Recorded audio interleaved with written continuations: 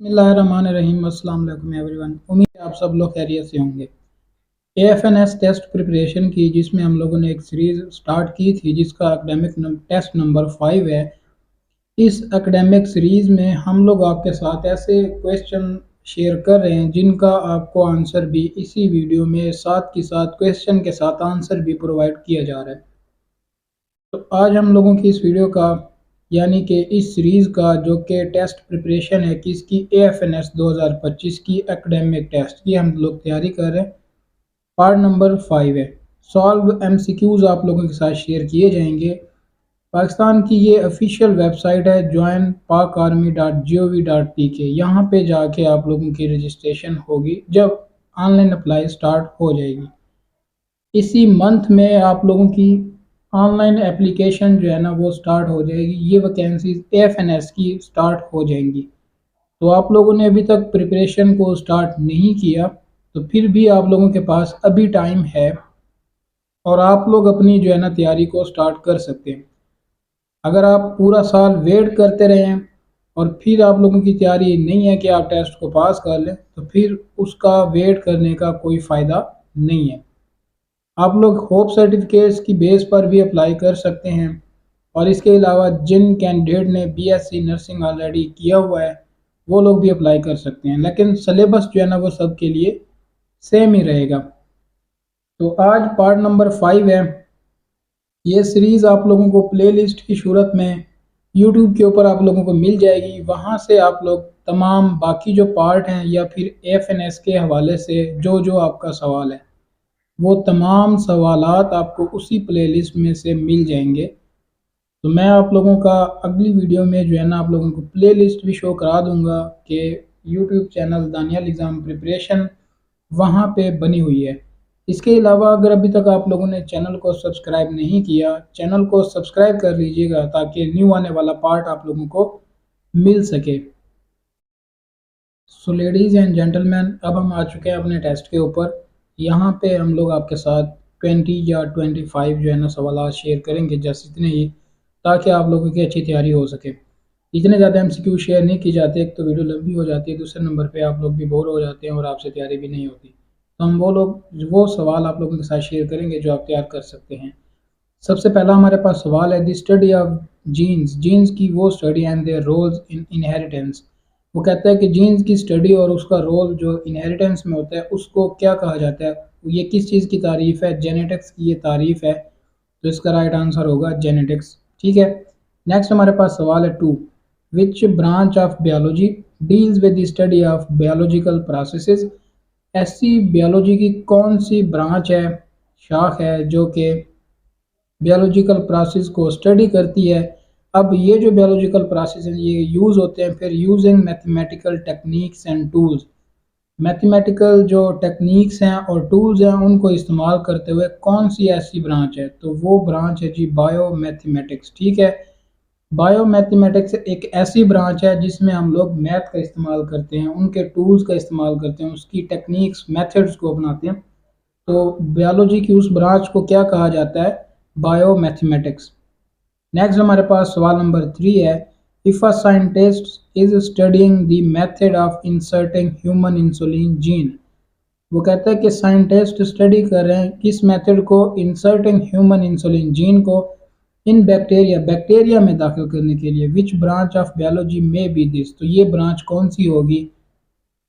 यानी कि एक मेथड है जिसमें जो ह्यूमन का इंसुलिन जीन है वो बैक्टीरिया में इंसर्ट करने की साइंटिस्ट जो है ना वो स्टडी कर रहे हैं।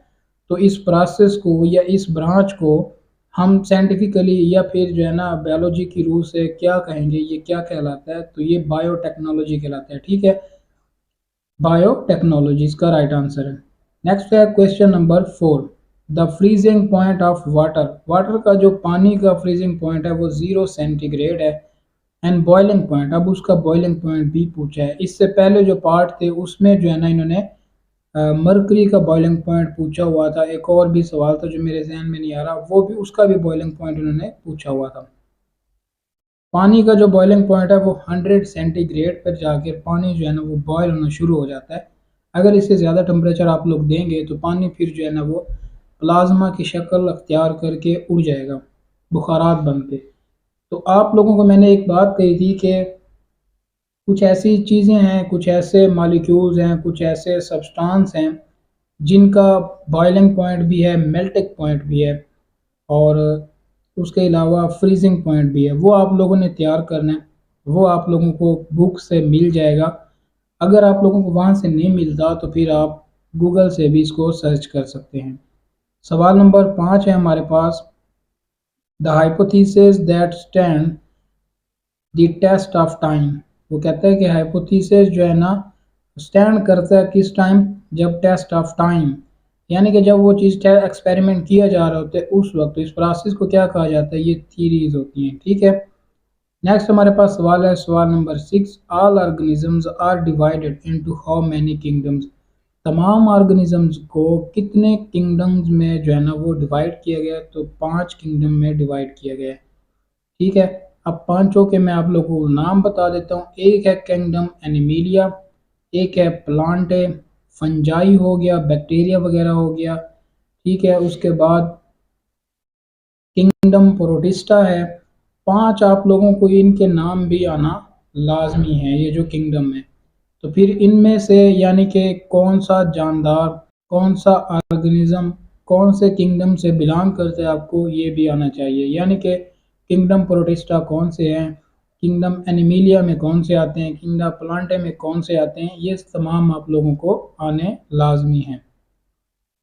उसके बाद क्वेश्चन नंबर 7 है, virus are assigned to the kingdom. अब देखें, एक सवाल मैंने आप लोगों को पहले बताया फिर वो पूछ लिया। अब वायरस वो कहते हैं कि कौन से किंगडम से आपसे आएगा। अब देखें, एक मोनरा है किंगडम, एक प्रोटिस्टा है और एक फंजाई है। 3 ये हो गए। एक एनिमिलिया ए से मैंने लिखा था और प्लांटे पी से। तो ये 2 ये हो गए और 3 ये ऑप्शन में 5। अब वायरस जो है ना इन 2-3 ऑप्शन दिए गए इनमें से किसी में से बिलोंग नहीं करता, तो इस वजह से नन ऑफ द अबव इसका राइट आंसर है हमारे पास। नेक्स्ट है सवाल नंबर 8। सवाल नंबर 8 में पूछा गया है जी, cell were first described by a British scientist Robert Hooke. वो कहते हैं कि जो सेल है फर्स्ट टाइम डिस्क्राइब किया था ब्रिटिश साइंटिस्ट ने जिसका नाम है रॉबर्ट हुक।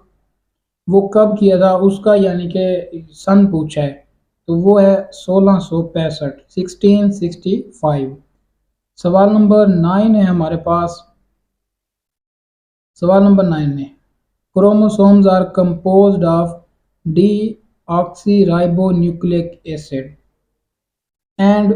एक तो क्रोमोसोम जो है ना वो deoxyribonucleic acid से बने हुए हैं और दूसरे प्रोटीन से बने हुए हैं। ये 2 चीज़ें होंगी तो क्या बनेगा, क्रोमोसोम्स बनेंगे। क्रोमोसोम्स के हवाले से मैंने आप लोगों को एक बात कही थी कि आप लोगों ने ये भी याद रखना है कि कौन से लिविंग ऑर्गेनिजम्स में, जानदार में कितने क्रोमोसोम्स पाए जाते हैं। यानी कि अगर इंसान की बात की जाए तो इसमें 46 क्रोमोसोम्स होते हैं। इसी तरह हनी बी की बात की जाए उसमें कितने होंगे, डॉग की बात की जाए उसमें कितने होंगे, फॉक्स की बात की जाए, इसी तरह बाकी जो जानदार थे मैंने आप लोगों को कहा था कि ये लिस्ट लाजमी तैयार करें। इसमें से एक एमसीक्यूज तो लाजमी आपसे पूछा जाता है। फिर क्रोमोसोम जो है ना वो किससे मिलके बने होते हैं ये भी आपसे पूछ सकते हैं, जैसा कि अभी ये पूछा हुआ है। तो ये सवाल आप लोगों ने लाजमी तैयार करने हैं। Question number 10, rough endoplasmic reticulum is the area of cell where dash are synthesised. अभी इसके ऑप्शन में देख लेते हैं, माइटोटिक फेज, एनाफेज, टेलोफेज और मेटाफेज। अब इसका जो राइट आंसर है वो है माइटोटिक फेज। लेकिन यहाँ पे जो है ना क्वेश्चन नंबर 11 और क्वेश्चन नंबर 12 जो है ना वो मिसिंग है, तो ये ऑप्शन भी उस ऑप्शन के नहीं है। जो आप क्वेश्चन हमसे पूछा गया था ये उसके आंसर नहीं है। आप लोगों ने उसको सर्च कर लेना है और एक दफ़ा देख लेना है कि उसका राइट आंसर क्या आता है। नेक्स्ट है question number 13, when a German biologist Walter Flemming observed that in a dividing cell, nucleus passes through a series of changes which is called mitosis। German physiologist है जिसका नाम है वाल्टर फ्लेमिंग, उसने ये ऑब्जर्व किया कि जब सेल जो डिवाइड हो रहा होता है, न्यूक्लियस जो है ना वो passes through a series of changes, तो वो बहुत सारी उसमें चेंजेस आ रही होती हैं जिस प्रोसेस को कहा जाता है माइटोसिस। ये जो प्रोसेस है ये माइटोसिस का प्रोसेस है, ठीक है। अब यहाँ पे उसने सवाल क्या किया है कि वो सन बताएं, यानी कि कब। वैन का मतलब क्या है आप लोग जानते हैं, ठीक है। तो जहाँ पे वैन आया फिर मतलब उसका ईयर उसने पूछा हुआ है, आपसे डेट वगैरह नहीं पूछी जाएगी। बायोलॉजिकल में जो बायो के सवाल आते हैं ज़्यादातर उसमें सिर्फ साल पूछा जाता है, उसमें डेट नहीं पूछी जाती, ठीक है। तो आपने वो साल बताना है 1880s। नेक्स्ट हमारे पास सवाल है question number 14, which event distinguishes meiosis from mitosis. वो कहता है कि कौन सा इवेंट एक ऐसा है जो कि इसको डिस्टिंग्विश करता है मियोसिस से, मियोसिस को माइटोसिस से। Loss of nuclear membrane. अब मियोसिस से जो है ना, क्या इनमें एक ही वजह होती है कि ये दोनों आपस में मुख्तलिफ हो जाते हैं। लॉस ऑफ न्यूक्लियर मेम्ब्रेन, एक में जो है ना मेम्ब्रेन लॉस हो जाती है, दूसरे में नहीं होती। नेक्स्ट है question number 15, the activation energy is defined as a minimum energy required to start a reaction. इसका राइट आंसर है reaction. Activation energy is defined a minimum as is defined as minimum energy required to start। Activation energy एक ऐसी energy है कि जो कि reaction को start करने के लिए इस्तेमाल की जाती है, वो भी मिनिमम अमाउंट में। नेक्स्ट है question number 16, what is true about enzyme. Enzyme के बारे में ऑप्शन 4 में से कौन सी ऐसा ऑप्शन है जो कि इसके रिलेटेड या इंजाइम के मुतालिक ठीक है। तो वो कौन सा ऑप्शन है, ऑप्शन नंबर बी जो है ना वो इसका राइट है। The lower they lower the activation energy of a reaction. ये लोअर यानी कि कम कर देते हैं एक्टिवेशन एनर्जी को ऑफ अ रिएक्शन की। Question number 17, the loss of electron is called oxidation while the gain of electron is called. वो कहता है कि जो लॉस ऑफ इलेक्ट्रॉन है उसको हम क्या कहते हैं, ऑक्सीडेशन। तो गेन होगा तो ऑक्सीडेशन का अपोजिट क्या है, रिडक्शन। इसका आंसर है राइट क्या है, रिडक्शन। क्वेश्चन नंबर 18 है, name the anabolic process and it is important component of a bio energetic in living system. इसका आंसर है फोटोसिंथेसिस। नेक्स्ट हमारे पास सवाल है, from which bond of ATP molecule energy is taken. अब ATP के अंदर जो है ना वो पी बॉन्ड होता है जिससे जो है ना वो एनर्जी टेक करता है। कौन सा बॉन्ड होगा, पी। और ये जो सी एच बॉन्ड है इसको तोड़ने के लिए कौन सी एनर्जी रिक्वायर्ड होती है, जो कि प्रीवियस वीडियो में था, वो ऑक्सीजन जो है ना इसके लिए रिक्वायर्ड होती है सी एच बॉन्ड को तोड़ने के लिए। नेक्स्ट हमारे पास सवाल है, plants get nitrogen in the form of. अब प्लांट्स जो है ना वो नाइट्रोजन हासिल करते हैं किस शक्ल में, नाइट्रेट्स की शक्ल में, ठीक है, नाइट्रेट फॉर्म में। नेक्स्ट है यूलीज अक्कर्स इन। अब सॉरी ये अल्सर्स अक्कर इन। अब अल्सर जो है ना वो कहाँ पे अकर होता है, अब स्टोमिक, ड्यूडेनम या एसोफेगस। तो यहाँ पे एक ऑप्शन है ऑल ऑफ दीज। तो ये अल्सर जो है ना इन तमाम में होता है। उसके बाद है क्वेश्चन नंबर 22। वैसे मुझे इस पर थोड़ा सा डाउट है लेकिन आप लोग इसको क्लियर कर लीजिएगा। Bile from liver helps in the digestion of lipids through emulsification. इस प्रोसेस का नाम क्या है, emulsification. Question number 23, all land plants have developed complex and tissue that move water and food throughout the plant body. Complex vascular ऐसे tissues होते हैं जो कि क्या करते हैं, वाटर को मूव करते हैं और फूड को पूरी प्लांट की जो बॉडी है उसमें। लास्ट सेकंड लास्ट हमारे पास इसका क्वेश्चन है जो कि मिसिंग है, तो यही हमारा लास्ट बन जाता है यहाँ तक, ठीक है। क्वेश्चन नंबर 23 तक ही लास्ट हमारा सवाल है। तो आज के लिए इतना ही काफ़ी है। इंशाल्लाह नेक्स्ट जो है ना वो पार्ट आप लोगों के साथ शेयर करेंगे जिसमें 20 या 20 से ज़्यादा सवाल हो सकते हैं। अब ये पीडीएफ ऐसा है कि इसमें बनाने वाले ने इस तरह बनाया है कि इसमें 2 से 4 सवाल हर दफ़ा ही हर पार्ट में ही मिस होते हैं, 2 सवाल तो लाजमी बात है।